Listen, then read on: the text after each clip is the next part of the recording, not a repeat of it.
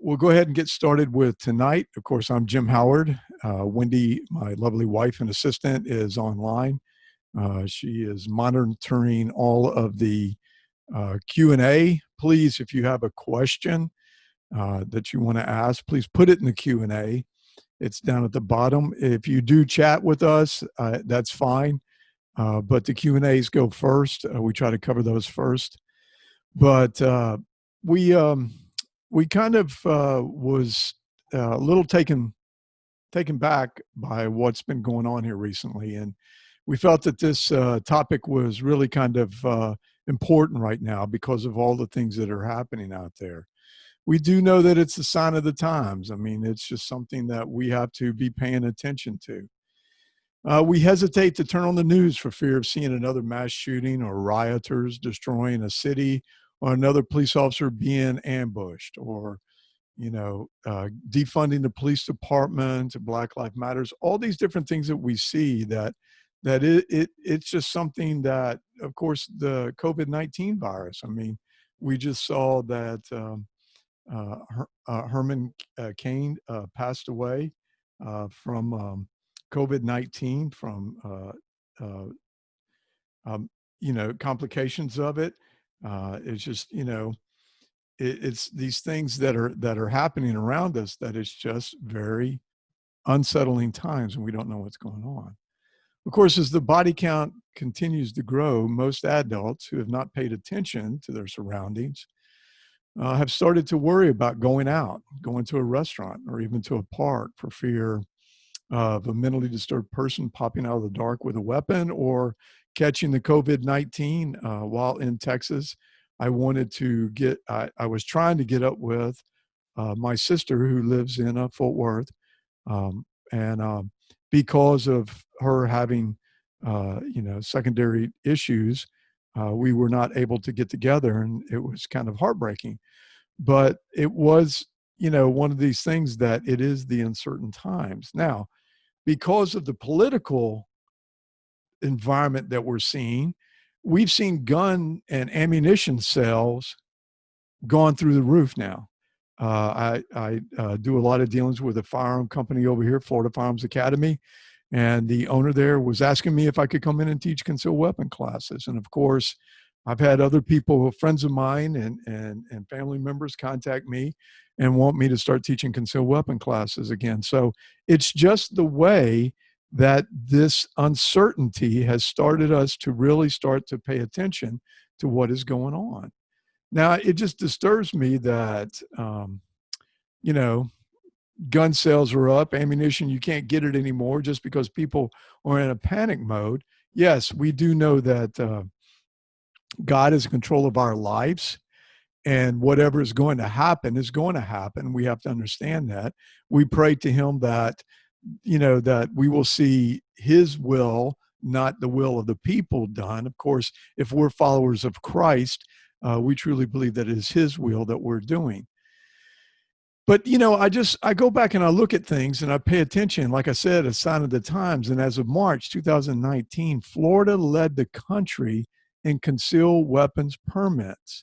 Now, when I read this about the March 2019, I went and saw another article because it said that we were at 1.97 million.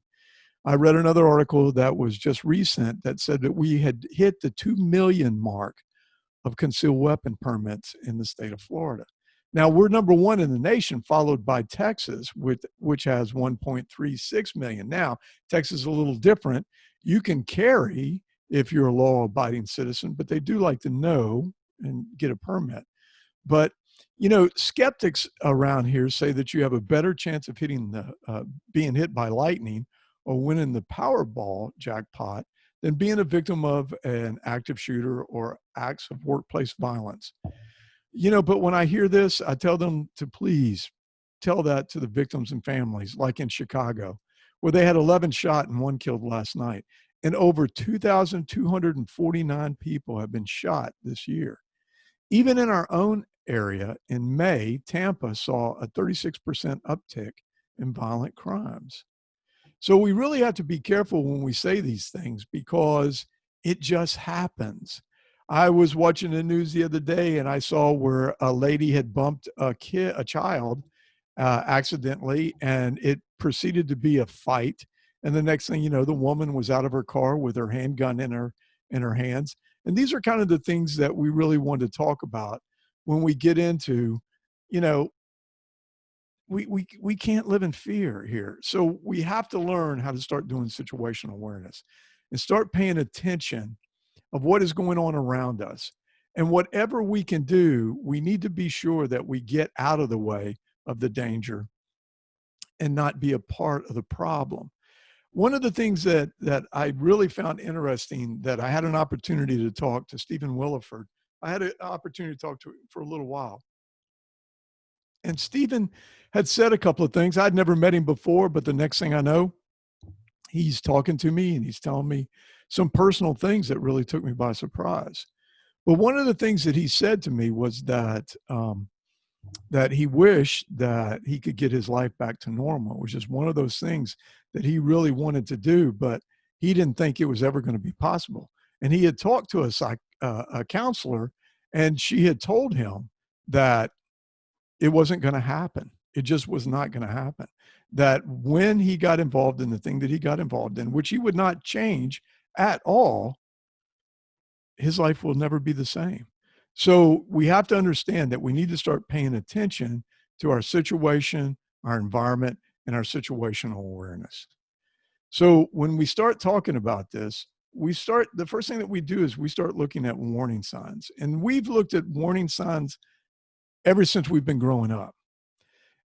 And I mean, like, if we take a look at this right here, we see the hot stove. And I'm talking to the guys right now because most of the ladies out here probably did not do this. Our mothers told us when it was red like that, it was hot, not to touch. And of course, what did we do? We touched it. And I know as boys, we used to talk about, they would tell us, get away from these hornets' nests or you'll get stung. But what did we do? We would be throwing rocks at it and, trying to stir it up. I just had a friend of mine recently. Let me just say this. We're inundated with warning signs. They're everywhere. One of my favorites is do not use the hairdryer while you're in the shower, which just cracks me up. I'm running late, so let me use the hairdryer in the shower. Who needs to have that warning sign?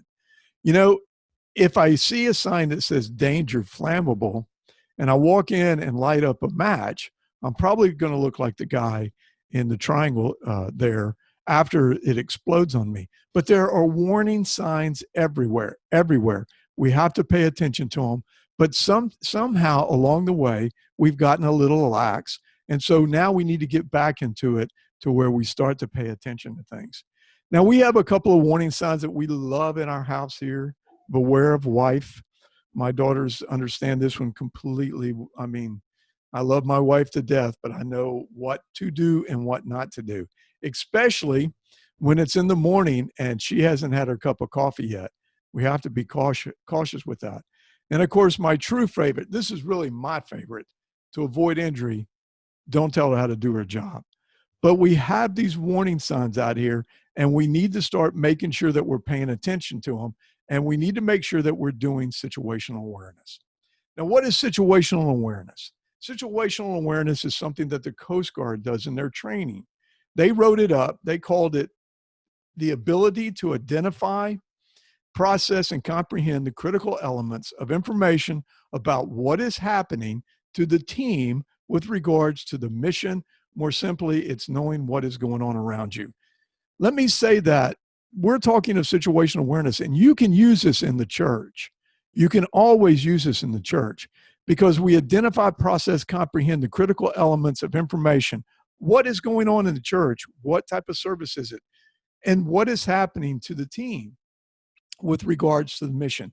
The mission is to come in and worship. The mission is to come in and expand the kingdom of God. The mission is to reach those that are hurting, but it's also the mission to protect the flock. Now, more simply, situational awareness is just knowing what is going on around you. General Mathis made it really clear and really more easy to understand in our battlefield of life. He made a statement. He said, the most important 6 inches of the battlefield is between your ears. I think that is so true because we practice situational awareness every day, but we practice it for personal gain or personal reasons. What do I mean by that? We go shopping or we go to the restaurant and we try to find the best parking spots next to the door.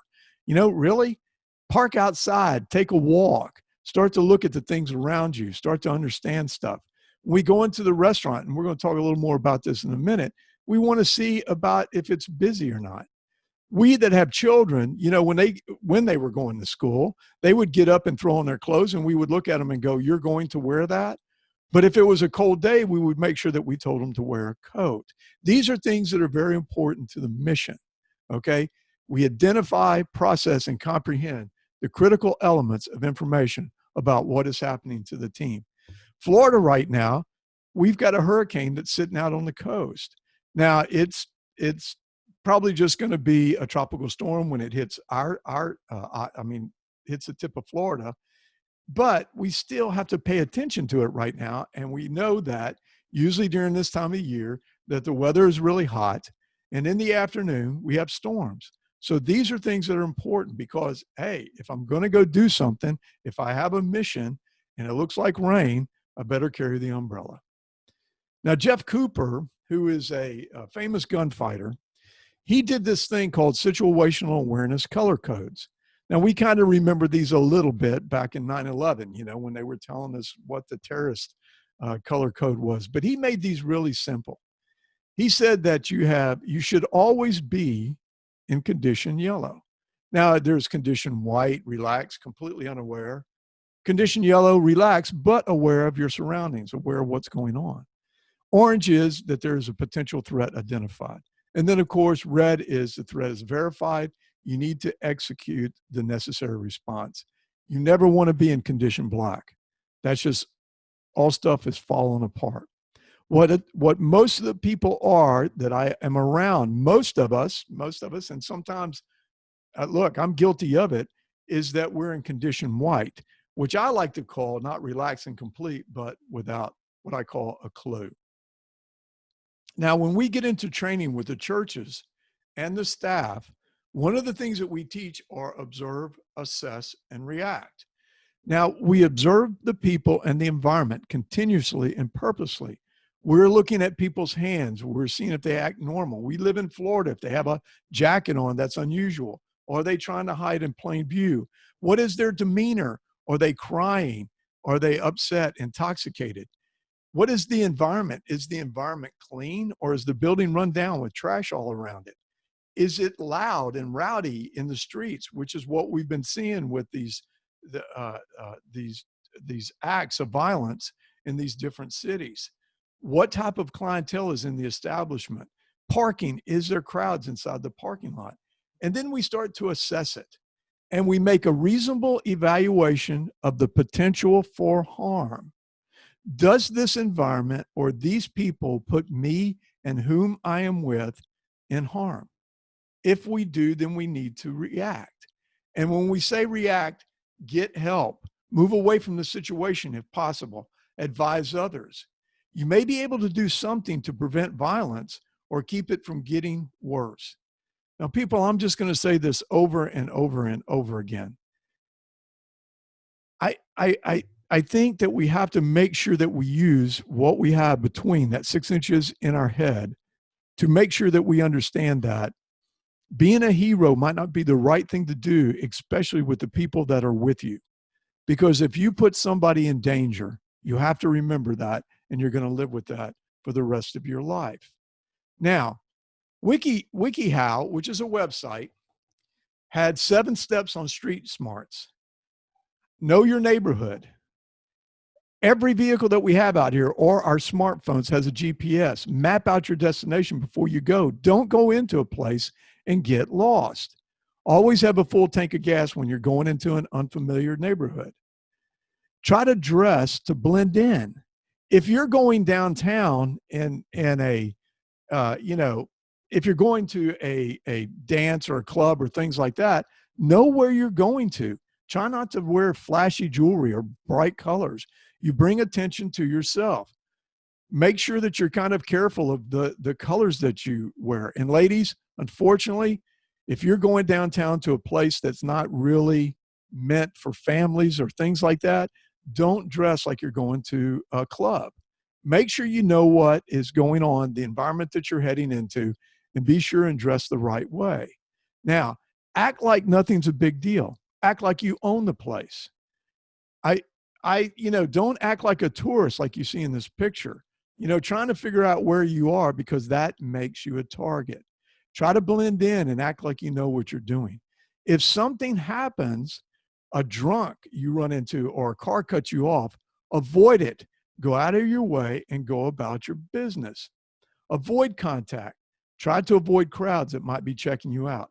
If you have a situation where you feel uncomfortable, cross the street. But don't just cross the street and then just kind of like continue walking down the street.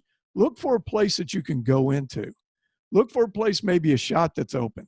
Because if you cross the street, they may think that you're trying to avoid them. And if they are following you, that just might heighten it just a little bit.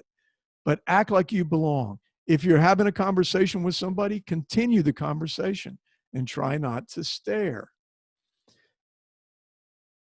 If you make eye contact with somebody, don't look away quickly. Don't look down. That makes it look like you were intimidated by the person. Don't stare. If you do make the eye contact, give a friendly smile and a nod of acknowledgement.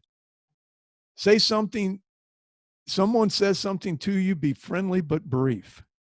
How's your day? It's going well, thank you. And just continue on.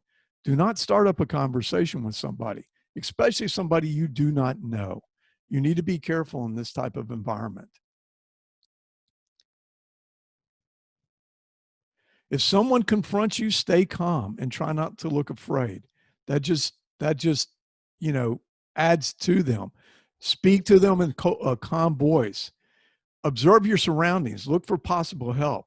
If you can find the police department, make your way toward it. If you see a police officer, wave them down. If you see a friendly face, ask if they can help. A place of business, start becoming a great witness. Identify your assailant, his or she race and sex, height, weight, clothing description, scars, marks, or tattoos. What type of weapon you're talking about. And do not go with them. If they start to pull on you, fight. There has been so many different people that we have studied, serial killers and people who have just on the spot killed somebody. A lot of times they're looking just for the opportunity. And if the person refuses to go with them, starts to scream, calls out for help, get other people there to help you out, then these people normally would break and run away. We've seen this over and over and over again. When we look at victims on videotapes, most of the time, the assailant just walks up, grabs a hold of them, and they're so afraid of what has just happened that they don't know what to do and they don't know what to think. Fight. Don't go with them. Do as much as you can to stay away from that person. Now, on a website, The Art of Manliness by Brett and Kay McCabe, they published an article called How to Develop the Situational Awareness of Jason Bourne. Now, if you remember in the movie, The Bourne Identity, they were at a coffee shop. And during a conversation, Jason said that he memorized the license tags of the 6 cars in the parking lot. He knew how much the guy at the counter weighed and that he was light on his feet. He knew that the waitress was left-handed. He knew the best place to find a firearm, which was in the cab of the truck parked outside. Now, I don't expect you to be that good. I truly don't. Maybe you are, but I really don't think you can memorize the 6 license tags of the vehicles inside the car. But you should pay attention to how many exits there are when you walk into a restaurant or your favorite coffee shop. Start now playing the awareness game. Start to strengthen your observation skills. How many exits are in the place? The clothing and gender of the person sitting next to you. The name of the waitress or the clerk that is helping you. I think that this is very important because not only does that heighten and help you with your memory, but it also makes it personal in case something were to happen. You now know that you could call out to that person to either call 911 or call for help or maybe even assist you. Count the number of workers behind the bar. Start to establish a process of establishing a baseline and an anomaly. This is very important. A baseline is something that we call normal. What's going on here? What's the general mood of the place? What's the normal activity? What should I expect here? What do people do, or how do they behave most of the time they're here? When we look at this graphic of the different types of restaurants, there'll be different type of baselines in every single one of them. At the restaurant, you may see that there are people that are dressed nicely, or the casual clothes. Or you may see that people, if you go into the pub, you may see that at lunchtime, especially at lunchtime, it just may look like a normal restaurant. But when you go into it in the afternoon, or go into it if there's a sporting event, there may be games on, and so the crowd would be different, completely different from what the baseline was when you came into it to begin with. We look at the Italian pizza places, probably a family restaurant. You go into the coffee shops and you see people that are working on their computers, having conversations, doing one-on-ones. Every type of restaurant you go into, every type of business you go into has something different.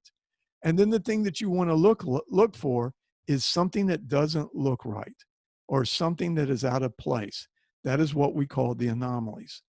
The anomaly question is, what would cause someone or something to stand out? Like I said, we may walk into a coffee shop and see people reading computers, looking at books, talking and laughing, but yet, just here not too long ago, there was a shooting inside of a Starbucks coffee shop.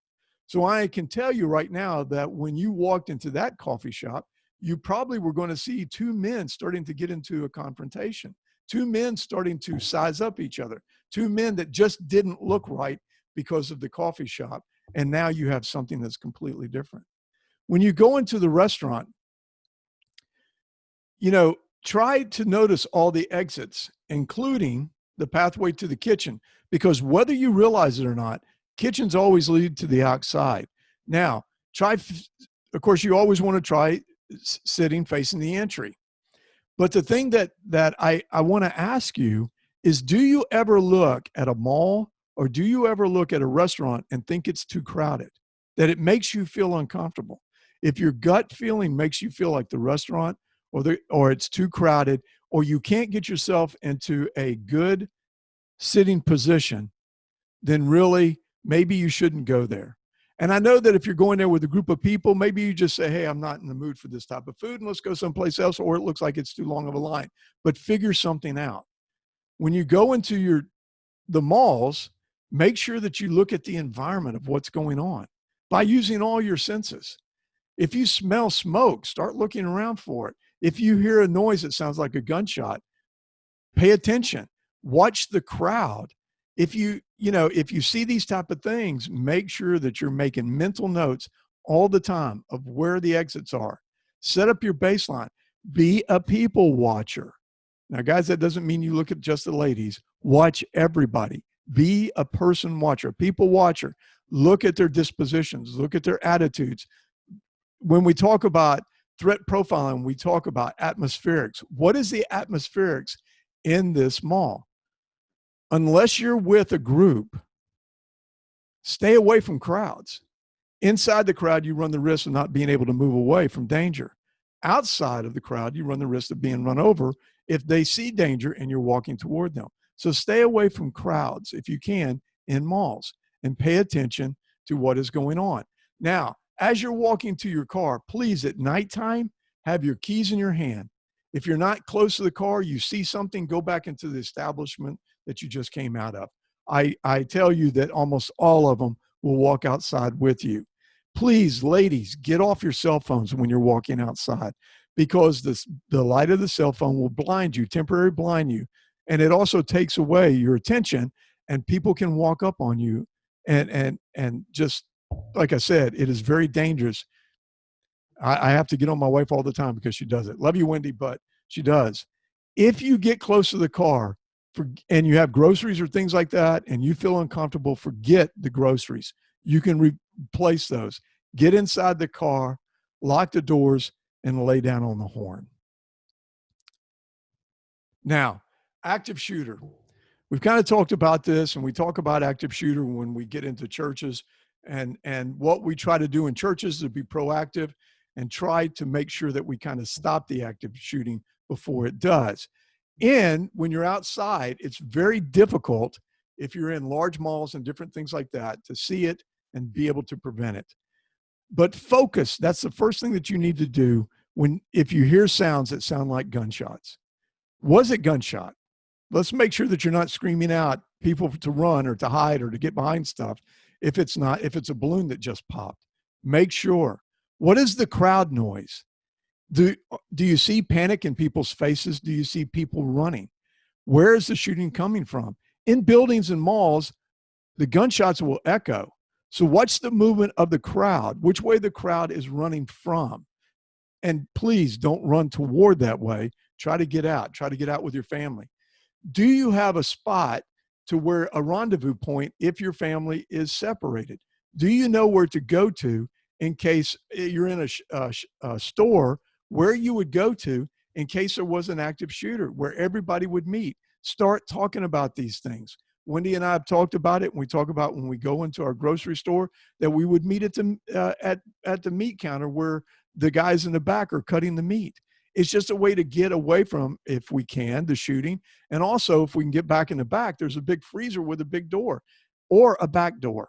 So these are the things that you need to have a rendezvous point so that people try to get there if possible. If it's not safe, of course, get out. Move toward the exits. Move toward a mall store that a store that might be open. If caught in the open, look for cover and concealment. Try to disappear. No movement. Outside, determine where the gunshots are coming from. Use cars, buildings, or walls as cover. If you can move toward the store, get inside. Close the area. Let people in that are running. Of course, lock the doors if you can, but also help others out. Now, when we first started doing the situational awareness, Nice, France had just happened. And what had happened there was that they had their celebration, like their 4th of July. It was Bastille Day. And after it was over with, of course, we saw the tragedy and the horror and the terror where the guy drove through the crowd. So when we talk about outside events, once again, establish your baseline. Focus on what is going on around. Are you use all your senses? In the Bastille Day event, there were fireworks going off. It's like I said, it's like their 4th of July. After it was over with, people, and there were oohs and ahs as the fireworks were going on. After it was over with, people started moving back to their cars, to the hotels where they were staying. When all of a sudden they noticed the atmospheric change on it, and instead of oohs and ahs, they were hearing screams. But a lot of people didn't pay attention to it, and before it was just too late, and they were right in the middle of the danger. Use all your senses. If you smell fire, move away from it. Start to move as the baseline has changed and it becomes an anomaly. It doesn't look right. Move off the main road, alleyways, any business that has an open door. Whatever you can do, get away from the danger. Do not run toward the danger. Most of you that I'm talking to here are not law enforcement officers. Take care of your family and the people around you. If you were in one of the stores, say for instance, San Antonio, when the shooter walked in, the heroes were the people that got people outside. Yes, if you're stuck and have to confront this person, because as the last resort, if you have to fight, then you fight. But the thing of it is if you can save people's lives, do that. Start working to try to get them out the exits. Move them towards safety, behind counters, cover, concealment. Work on that. And just make sure that you're protecting life, your family's life, because you don't want to put them right in the middle of a gunfight. Now I found this, and I've got it out here. It was out on the internet. Apologize. I want to buy it. I'm looking for it. But it's gunfight rule number 23. And I love this because your number one option for personal security is a lifelong commitment to avoidance, deterrence, and de-escalation. I couldn't have said it better. Your number one option for personal security is a lifelong commitment to avoidance, deterrence, and de-escalation. Start playing the situational awareness game. Start becoming more and more aware of your environment. Play the games like we used to play with our children. We used to play with our girls. If you spotted a Volkswagen, it was punch buggy, no punch buggy back. You had to call out the color though. Start to play these games. Become more and more observant. Watch the people that are around you in the restaurants. Don't listen to the conversations, but watch the way that they're talking with each other. Pay attention to those things. I have sat in many restaurants and look at the person that I'm sitting with and said, these people are starting to fight. And the other person looks at me and goes, how do you know? Watch them for a second. You'll see it. Pay attention to it. If you get into a situation and you can get out of it, for instance, bumping somebody's arm, please say an apology to them. Say, I'm sorry. You know, we had a situation one time I was with JC when she was on a field trip, and we were downtown Tampa, and we were walking across the street, and there was a lot of kids, and the light had turned green. And so we were kind of caught in the crosswalk, but we were trying to get everybody across. And a guy honked his horn at us, and he rolled down his window and started screaming at us. And I was standing there, and I said, hey, you know, we'll be out of your, I said, sorry, we'll be out of your way in a minute. And he says, this is what you're teaching your kids, to break the law, you know? And I said, it's a big group. I'm really sorry that we're here. And he goes, you need to be teaching these kids better things. And I looked at the guy and I said, apparently you're not having a good day. Can I say a prayer for you? It took the wind right out of his sail. The teachers and some of the chaperones that were there said, I've got to remember this. Look, I was ready to do whatever I needed to do to protect those kids. But I knew that if I could de-escalate the situation and this guy could go on his way, it would be a whole lot better than having a fight, especially in front of the kids that we were there with.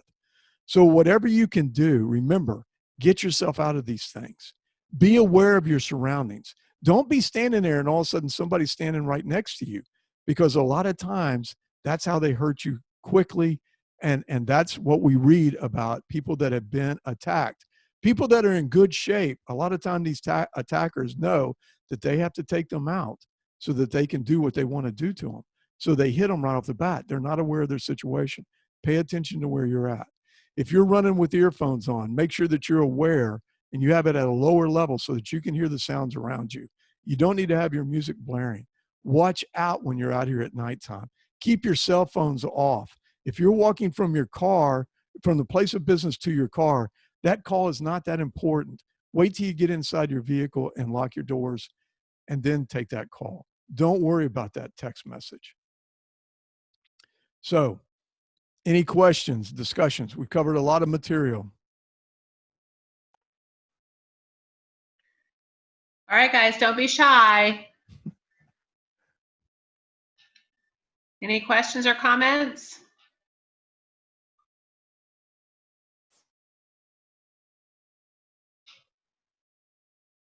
All right, I'm not seeing anything.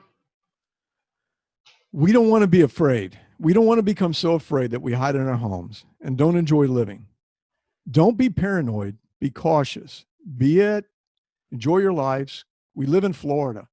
We live in this great state. Travel. We live in this great country. Always be on the yellow alert. Remember observe, assess, and react. Keep your head on a swivel. Get your eyes off your smartphone and look up. Keep your back against the door. Watch your six. And be aware of your surroundings, but enjoy life to its fullest. Trust God and be safe out there. All right, we're going to start the close in. No, if you got a question, please just go ahead and jump on it and ask. We are still doing our Facebook Live. We've got a lot of things that we're covering right now. We're going to have our new blog coming out. I'll be working on it tomorrow. There are things that are happening inside the church. We're going to start talking about situational awareness inside the church. Now, that might sound a little bit weird because we think that we're already doing it. But what I'm talking about is not the physical part of it. I'm talking about the spiritual. There are attacks on our church, and some of it is within. And we have to be really careful when we talk about it. next Thursday, I'm going to have my good buddy, Kevin McCon, on from God Logic Project. And we're going to be talking about the situational awareness, the spiritual threat to the churches that we're seeing right now. Because something just happened at one of the largest church organizations in the United States. And it's something that we need to pay attention to. And it's something that we need to make sure that we use God's teachings and not the will of the people. There's a completely different teaching there, and we need to make sure that we're doing the right one. So Kevin Haggerty's going to be out. He's going to be with me next week on the webinar. We still have our free resources out there, putting together a safety team, developing a safety team, carrying weapons in a church. Sunday morning, what to look for. Ways to support us, prayer, membership, of course, $125 a month for a church unless they pay for the year. Online membership. We are getting ready for our conference. All of you that have been faithful and paid monthly membership, the single memberships, you get a free ticket to our conference. Make sure that you sign up. It is October 17th, correct? Am I right? That's correct. And I've actually emailed everybody under the membership, either the safety team leader for the church memberships or all the online and individual memberships. I've emailed them as well this evening. We do have one comment from Jim Markowski. All should carry a lab tourniquet of some sort, and women especially carry pepper spray. I can't. I mean, I think that's an excellent point. I really didn't get into go bags, but you should have a medical kit with you in your vehicle at all times. And if it's not too big and you can carry it on your body, sure, that's great. But we're working with a medical company right now that we're just about. We're going to have them at our conference, TITEC. They have talked to other people. I do know that the name is known, but they have a really good pouch that you can get that has really everything you need in it. And we'll be talking about that a lot more. In fact, we're going to have one of the reps come on and talk about carrying those type of things. Pepper spray.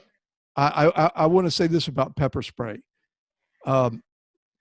Ladies, if you tell your husband that you want to carry a gun, I'm going to ask you a simple question. Can you use it? Could you pull the trigger on somebody? Because I will tell you this much. If you can't, don't carry the weapon. Carry pepper spray. Because you will use that on somebody because you know it's not going to kill them. But it's really difficult. And this goes for the guys too. I mean, I have a lot of guys on our safety team that does not carry. So if they're, but I'm going to say this. This is another topic for another time. Please do not carry pepper spray in your church. Please do not. I'll talk about that later. If you haven't been watching what's been going on in these riots, when they let loose that pepper spray, it goes everywhere. And if you let loose pepper spray in your church, and please don't say, well, the jail is much better. I have another problem with the jail because you got to make sure that you're hitting a person face on or you're not even going to affect them. So the best pepper spray out here, seriously, for women and outside, men and outside, is the spray. Because the thing of it is you don't care if you hit 10 other people while you're spraying. Your life is in danger. You want to get out of that situation. Use the pepper spray and make sure that you get, it doesn't matter where you're at, you're going to be affected. Even the person who sprays it is probably going to have some backwash from it. So I recommend the pepper spray. And yes, thanks for that, because that is true. Carry it if you're not going to carry a weapon. Go ahead. Wendy, you were saying something? Oh, one of the things I was going to mention is also, and it's not on the website yet, but we just confirmed USCCA, they are going to be speaking at our conference as well. And I do have a question before we move on. Any situational awareness tips when traveling with kids in a stroller and or family? Or I'm sorry, any situational awareness tips when traveling with kids in a stroller and or a friend with limited mobility? Well, I mean, we did that for years. I mean, we had strollers, and I think that, um, you're going to be protecting the person. I mean, that's one of those that you might as well get, if you can't get that person out of there. Limited mobility. Let me just kind of address that one first. still know your environment. Still know that if you could get this person into or underneath, like we're talking about, outside, underneath the car, away from it, it's still going to be the same. It's just that in situations like that, you're probably going to take a stance. That's just all there is to it. You're probably going to take a stance and protect that person. Children, you just have to be more diligent in your situational awareness. Now, I would say this: if you have the opportunity to get that child away from the situation, I would pick that child up and leave that stroller there. I would not try to move with the stroller. I leave all your personal property there. Grab the child up in your arms and start moving toward where you think you can get away from the danger. Don't try to push it. You're going to trip people. You're going to somebody's going to run into you. Listen, running races and people that run with their strollers sometimes were the most dangerous people out there. So chuck the stroller, grab the kid, and move toward. If you've been paying attention, you would know to move right toward the exit that you just passed, that you just knew you passed, or you remembered you passed. Ask somebody for help. Grab somebody that's there and get them to help you with it also, especially a person with slow mobility. And I'll tell you another personal story to that too. When we set up our safety teams and we talk about active shooter or a fire, we look inside our congregation. One of the things that I do when the church service starts, when we're going to church, I walk through the church and I start to look for people that have handicaps or limited mobility, because I know that if something were to happen, I'm going to make sure that one of my safety team members is right there to help them out. If it's one of these type of things, I need them to get down, get out of the way, get underneath the seat, and it's limited mobility, one of my safety team members is going to be there doing it, helping them out on it. I hope that answered the question. I mean, that's a difficult one, but I can tell you right now, if it was my children and I couldn't get them out of danger, you know what I'm going to do. I'm going to be that papa bear. Forget that mama bear. I'm going to be that papa bear. I'm going to be doing whatever I can. But I will say this: I would get them out of the stroller and carry them instead of leaving them in the stroller. You're just going to have an accident with that. Trying to push that. They're not made, unless you got a racing one, they're not made to go fast. We have one more comment from Jim Markowski. If you deploy pepper spray outdoors, step right or left after you deploy it. Yeah, I like that too, Jim. Thanks. But we've had guys that have ducked their shiny heads and it come everywhere. So, it's one of those things. I've been around it enough to know that you're going to definitely catch some residual value, but at least you're not going to be feeling as bad as the other person. Yeah, good. Well, and Jim, let me just say this. That's a good point. Don't plant your feet. Continuously move. That's on anything. If you're involved in a shooting, make sure that you're not standing perfectly still. Because if you stand perfectly still, the person that's shooting at you knows where you're at. So if you're not moving, you need to learn how to do that too. That's one of those things you can't practice on a firing range. You have to go somewhere where it's outside, because you need to learn how to move and shoot if you're getting into a gun battle with somebody. But good points. Good points. Okay, well, that's all we have. When I send you your follow-up email, be sure to let me know if you found, had some takeaway nuggets from tonight's session, and let other people know about it. So back to USCCA, they are going to be at our conference, and Jim, I'll let you take it from there. Listen, if you don't have some sort of protection, especially with what's going on out here right now, I mean, if you haven't noticed, we saw a family that was protecting their house get arrested because of the political environment. We saw another lady that had a confrontation with people. I don't think she should have got out and drawn her weapon. I think, in my personal point of view and my professional point of view, I think she was not in any danger. Yes, they were blocking her vehicle. Get on the phone and call the police. Just sit there, lock the windows. If they start to go at your car or at you, then you're in fear of your life and you have the right to protect yourself. But when you get into these situations, it's always nice to know that you've got some sort of protection, that in case it goes south, like look at these people in this, look at the two attorneys that were arrested. It would be nice. I couldn't afford their house to begin with. I couldn't afford their clothes that they had on, but it would be nice to know that I do have some sort of protection through USCCA, to where I know I can get out of jail, probably with the bond money that's there, And I also know that they will help me with an attorney. So if you carry, you don't drive without insurance, you shouldn't be carrying a weapon without an insurance policy. Let me say protect yourself, because they don't like using the word insurance policy. If you don't have anything else, I appreciate y'all coming out. I appreciate your support. I'm looking forward to October. I'm hoping by then that some of this stuff that's going on is who knows.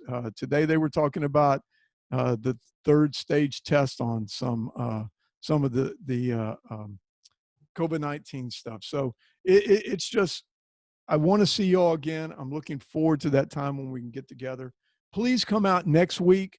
I'm going to have Kevin Haggerty on with me, and we're going to be talking about something that, as I said, this is just very disturbing what I just recently found out. And I want to make sure that I have all my, my knowledge on it, exactly what we're going to be talking about, because I don't want to speak out of place and somebody come back to me and tell me that I misunderstood something. I don't think I have. I've been talking to churches that have already started to run into this that we're talking about, and it's very scary. And it has to do with the church. It doesn't have to do with an outside threat. It has to do with an inside threat, and it's a spiritual threat. So join us next week. I'm going to leave it at that. That's enough of a teaser for you. I hope to see you. Watch for the blog, because it will be talking about this. It will have some of the information out there. But once you read it, I'm for sure you're going to want to come and listen to the webinar next week. Thank you. God bless. Be safe, and we'll talk soon.